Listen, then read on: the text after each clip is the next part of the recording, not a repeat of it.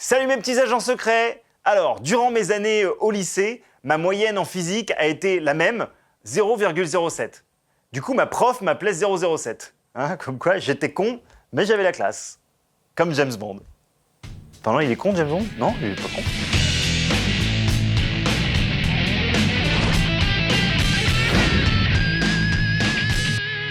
Si l'héroïsme pop culturel de Grande-Bretagne devait être représenté sur une pièce de monnaie, on aurait probablement Sherlock Holmes sur une face et James Bond sur l'autre.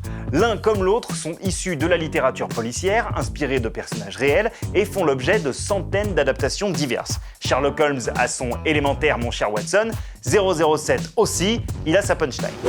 Bond.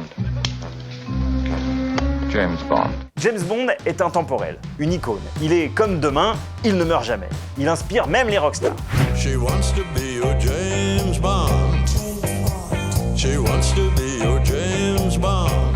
Bon, c'est pas le meilleur Iggy Pop, hein, et on espère que ce morceau ne sera pas le générique du prochain James Bond. Oui, parce que Bond revient pour une 25e aventure, Mourir peut attendre.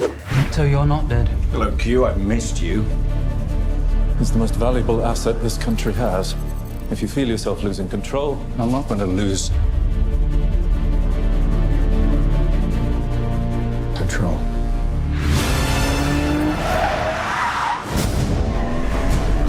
Why would I betray you? We all have our secrets. You just didn't get to yours yet.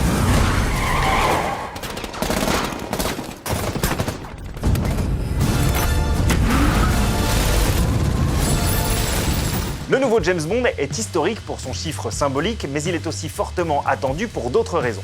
La première, c'est que ce film clôturera le cycle Daniel Craig. L'acteur qui incarne l'agent secret depuis le grandiose Casino Royale sorti en 2006 tire sa révérence avec cet épisode. Si Bond ne meurt jamais, seuls les diamants sont éternels, pas les acteurs.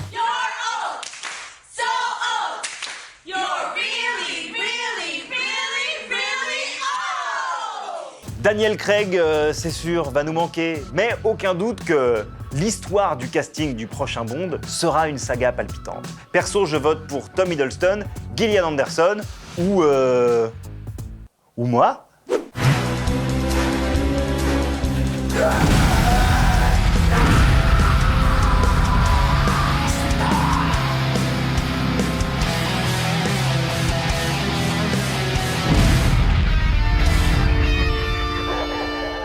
Parmi les autres raisons qui nous excitent sur ce Bond 25, la présence à la réalisation de Cary Fukunaga qui a la lourde tâche de faire oublier Spectre, le très bof épisode 24.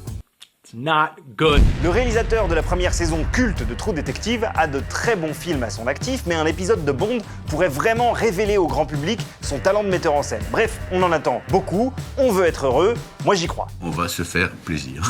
Me faites pas regretter mon surnom de lycéen mauvais en physique, hein. C'est quand même important dans ma vie. Aujourd'hui, dans le rewind de Pop Life, c'est assez récent, mais à mon avis, dans des années, on en entendra encore parler, donc disons que c'est un rewind du futur. James Bond 25 a failli être réalisé par le mec de Trainspotting et Slumdog Millionnaire. Danny Boyle s'est fait une réputation avec des films qui ont de la gueule. Trainspotting, Slumdog Millionnaire, La Plage ou encore le tétanisant 28 jours plus tard. Stay where you are. Dad? Keep away from me! Dad? Keep away from me! Keep away from me!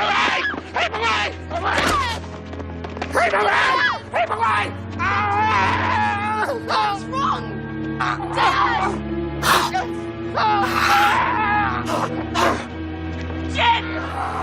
Jim is infected! En mars 2018, l'annonce officielle de Danny Boyle à la réalisation de James Bond 25 fait pas mal de bruit. Mais Danny Boyle, lui, il est là pour apposer sa patte sur l'univers Bond et ses idées progressistes passent mal avec la production qui souhaite que son 25e Bond soit un classique, pas un pas de géant en avant. Maybe you should pump the brakes a little bit. Mais Danny Boyle ne lâche pas le morceau et, fidèle à ses principes, quitte le projet Bond 25 en août 2018. Cary Fukunaga est annoncé quelques semaines plus tard. Il sera le premier américain à réaliser un James Bond officiel. Ça peut vous paraître anodin, mais c'est un peu comme si je vous disais que Pedro Almodovar allait réaliser le prochain Astérix. Ce serait un peu